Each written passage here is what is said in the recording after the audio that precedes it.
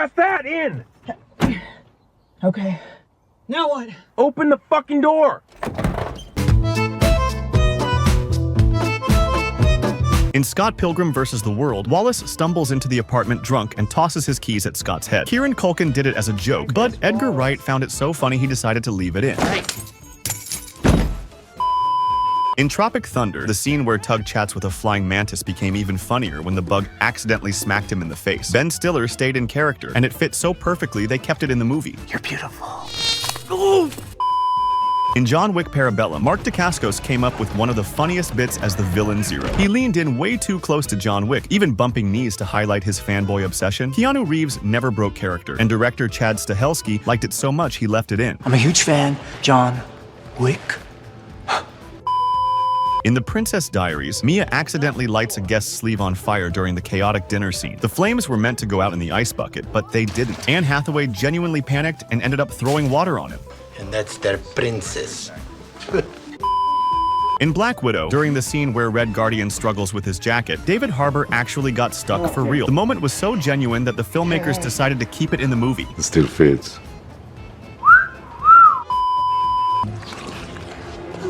Off you go. Family. In Fast X, during the fight scene where Jason Momoa breaks a tooth and throws it at Vin Diesel, the moment wasn't scripted. It wasn't real either. Momoa revealed he broke a fake tooth during filming and improvised the throw on the spot. You butthole! Push down on it! What? Push it down! In Guardians of the Galaxy Vol. 3, Star-Lord's unexpected F-bomb at Nebula wasn't in the script. James Gunn told Chris Pratt to try it during filming, and the moment was so funny they kept it in the final cut. Press that in! Okay. Now what? Open the fucking door! In Men in Black, Will Smith improvised a hilarious one-liner after the rooftop scene, and it landed so perfectly that the filmmakers decided to keep it in the movie. It'd just be raining black people in New York. When Kevin Kline's character pops a champagne bottle in A Prairie Home Companion, the cork accidentally smacks director Robert Altman in the forehead off camera. The moment was so unexpected they decided to keep the take in the film. On the show. Sorry. We can, In Gentlemen Prefer Blondes, during the musical number, several musclemen dive over Jane Russell into a pool. One accidentally knocks her in, and the moment made it into the final cut. He even tried to take credit for the choreography of the mishap, which was bold, but it didn't work out for him. In Rogue One, Alan Tudyk improvised some of K2SO's funniest lines, including the moment when the droid slaps Diego Luna and delivers a warning. Quiet! And there's a fresh one if you mouth off again. The ad-lib was so unexpected that Luna nearly broke character, but he managed to stay in the scene. In The Fellowship of the Ring, when Gandalf visits Bilbo at Bag End, Ian McKellen was supposed to brush past the low-hanging lanterns. But when he accidentally hit his head on a ceiling beam, the moment looked so natural that they decided to keep it in.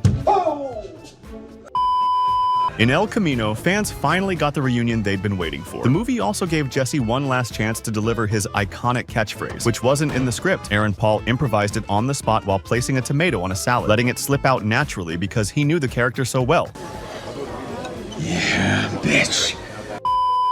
The two Utes.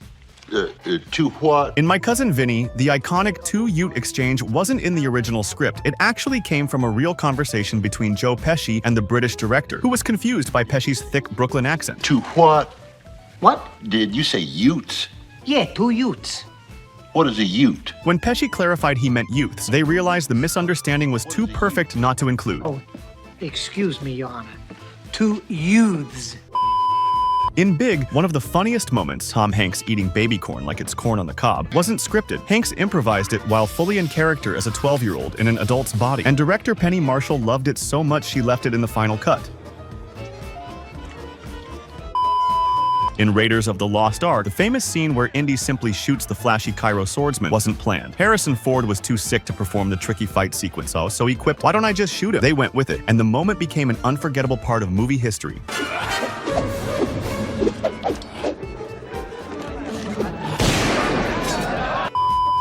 In See You Yesterday, Michael J. Fox plays a teacher warning his student about the dangers of time travel. After she leaves, he mutters, an unscripted, clever nod to Back to the Future. Time travel? Great Scott. Fox improvised it after the original take, and the entire set erupted with excitement. Great Scott. In a scene from James Cameron's director's cut of The Abyss, a crowd gathers on the beach bracing for a massive wave, but one guy is more concerned with pulling down his friend's pants than worrying about the approaching wave.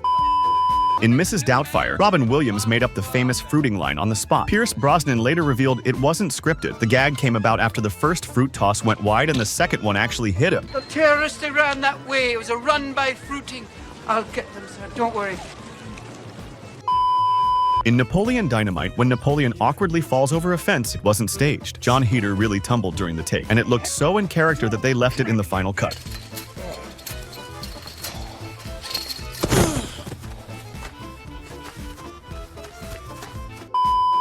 In Rocky, when Gazzo pulls out an inhaler during his conversation with Rocky, it wasn't scripted. Joe Spinell was actually having an asthma flare-up and used it spontaneously. The director felt it was so natural that he kept it in the final cut. In Raiders of the Lost Ark, Harrison Ford shaped one of Indiana Jones's most iconic qualities with an unscripted moment. During the scene where Marion helps patch him up and jokes that he's changed since their past, Ford came up with Indy's response on the spot. Not the years, it's the mileage. In Office Space, Michael's confusion over the printer error wasn't originally planned. David Herman genuinely didn't know what PC load letter meant and, out of real annoyance, blurted out the line that later became legendary. PC load letter? What the fuck does that mean? In Dog Day Afternoon, director Sidney Lumet set aside his usual no improv rule and let the cast guide the dialogue. Nearly 60% of the movie was improvised, including Al Pacino's legendary Attica chant. Pacino created it in the moment, drawing from the real prison riot, and it turned into one of cinema's most unforgettable and powerful scenes.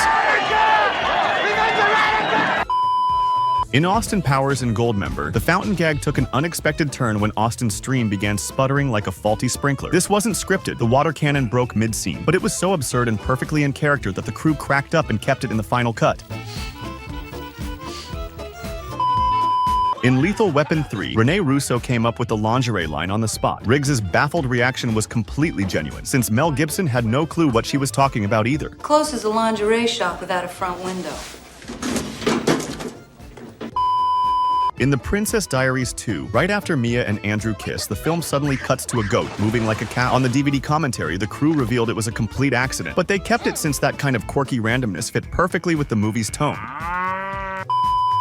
In Captain Marvel, Samuel L. Jackson ad-libbed a joke during the Skrull autopsy, lifting the sheet to sneak a peek at the alien's private parts. The directors thought it was hilarious and perfectly in character, so they left it in the movie.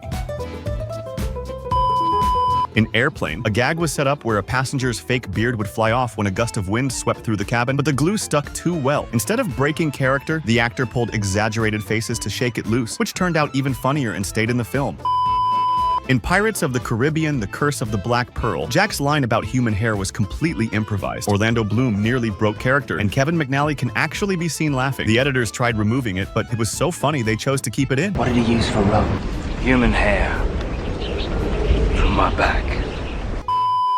In The Avengers, the scene where Loki blasts a German police car was meant to make it flip, but it accidentally skidded forward on its front bumper. The shot looked so dramatic and cinematic that the filmmakers decided to leave it in.